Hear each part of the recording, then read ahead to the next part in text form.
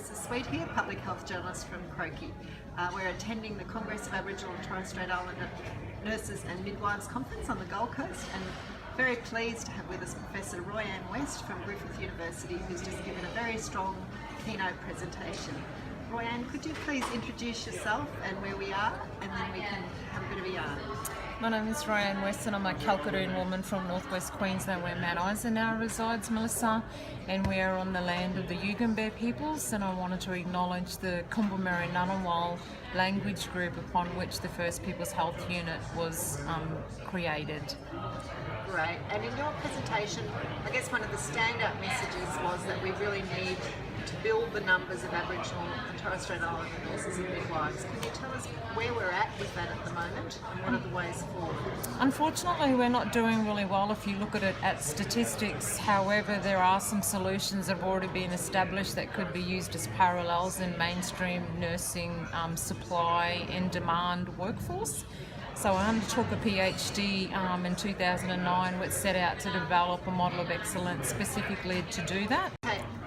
So how the topic come about is I was a mental health nurse in a secure forensic unit.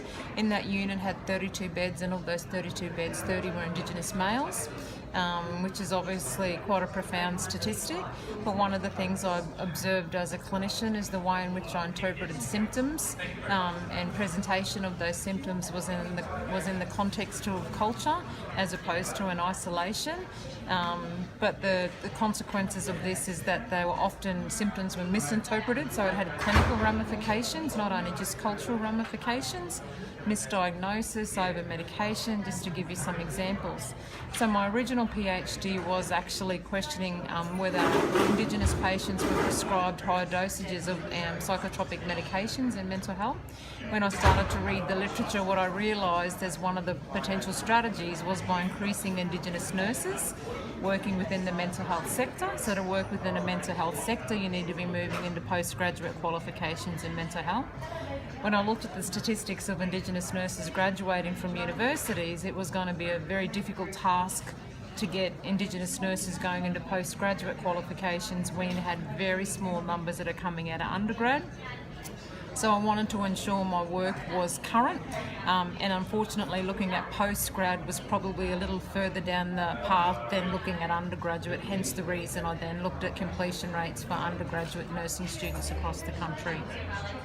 So you've recently taken up a new position at Griffith University. Yes. Can you tell us what your position is and some of the things that you've been doing over there? Yes, so the position I currently occupy, very proud, is to be Griffith University's Foundation Professor of First Peoples Health. Part of that position was establishing the First Peoples Health Unit to ensure strategic, high-level leadership of all things First Peoples Health across a very large faculty of 12,000 students, 8 schools, 23 undergraduate programs. What were some of the issues that you identified when you arrived around how Indigenous health was being taught? Lack of a systematic approach, lack of Indigenous leadership, and lack of quality. There was also an ambivalence from non-Indigenous academics to want to teach Indigenous health. It's not that they didn't want to do it, it's that they were ambivalent about teaching that they were going to offend Aboriginal or Torres Strait Islander people. And that for me was concerning, given as academics within particular professions, they should be able to teach any content to some degree. And what were some of the strategies you used to bring about change within the university? The discrete course was probably the first big job, given that it had just over 1,000 enrolments, and it affected, I think it was 18 programs, Melissa, I think roughly, 14 programs that had this course embedded into it, either as a core course or as an elective. So the first step was redesigning the course, and at the centre of all our work was the student experience. So not only the student experience for non-Indigenous, but also the Indigenous student experience in this course, and then the teaching team. So the experience of the teaching team, Indigenous staff, to ensure that they were safe in the particular learning and teaching strategies that were chosen to wrap around this course. Central to this was about ensuring that what we were teaching had applicability to practice and ultimately to improving Indigenous health outcomes upon graduation. And why is this sort of reform important for increasing the retention of Indigenous staff and students? Because one of the reasons that's shown why Indigenous students drop out of not only nursing and midwifery but also in health is because of negative experiences of racism and discrimination as students and or also of staff. So you mentioned, we were talking about cultural safety in the session, and you talked about the importance of self-determination in cultural safety. Can you explain what you mean by that? So most of the cultural safety agenda at the moment has been very single-faceted, and that's purely looking at the cultural safety of non-Indigenous people, with the outcome being them providing culturally safe services to Indigenous people and service delivery. My recommendation to look at it through a self-determination lens is to ensure that we're looking at it as if we've got culturally safe students and staff, then we're more likely to be able to retain Indigenous staff and Indigenous students in programs towards success. So really as a workforce, increasing the workforce strategy. Absolutely, within the university, but also non-Indigenous people working in mainstream organisations, there's a high attrition rate and there's a high burnout rate because they're left carrying the burden of everything Indigenous health. So just thinking about other people trying to get change in other institutions and universities, Yep. What are some of the things that you've learned? What advice would you give people trying to get this sort of systemic change? That relationships are critical. Building relationships with your peers that you work with, both below and above, relationships between Indigenous and non-Indigenous people. Linking the work that's happening at a national level, so the work that's happening at APRA, at Katsanem, AIDA, at Natsiwa and AIDA, and Indigenous psychologists. So given that we work across a big faculty, our job is to ensure that that work then titrates down to an operational level. So that's one lever, and then the work that's happening within states and territories, given that the health system is set up differently at a state level as opposed to federal level. So we're straddling between mainstream and Indigenous health services, so it's quite a complex scenario.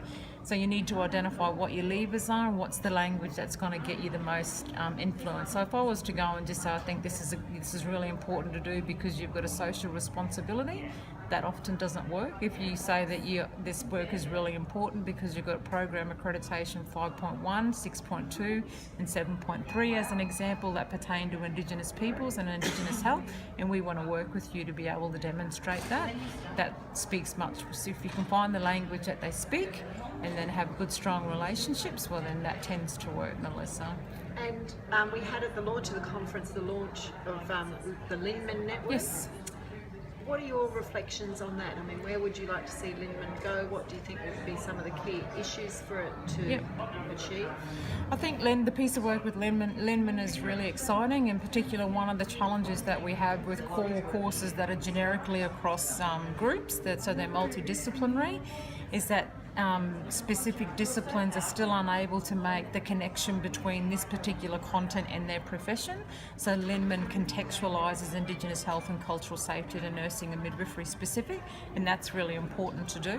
The challenge that Linman will have is in if the discrete course initially, whether the discrete course sits within the School of Nursing and Midwifery or whether it sits within another school within the faculty.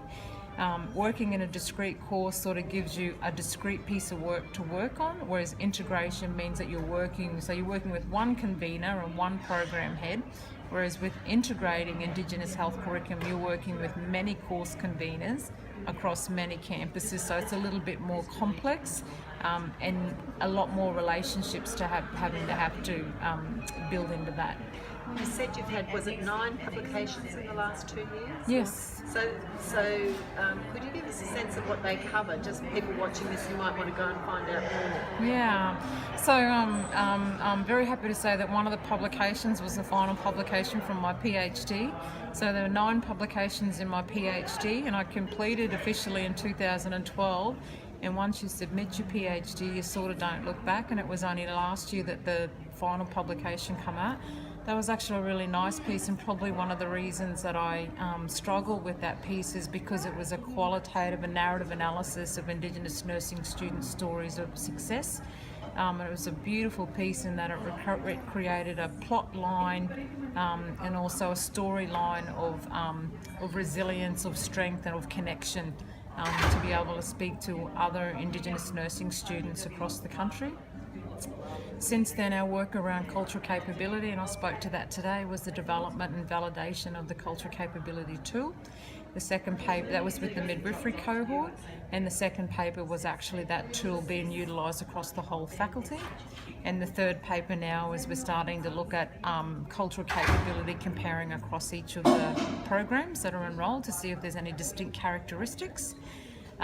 We've got a paper, I've got 2 PhD students, so one PhD that's looking at the cultural capability of nursing and midwifery academics. So, and then my work looks at organisational commitment to cultural safety. So we're at Griffith really looking at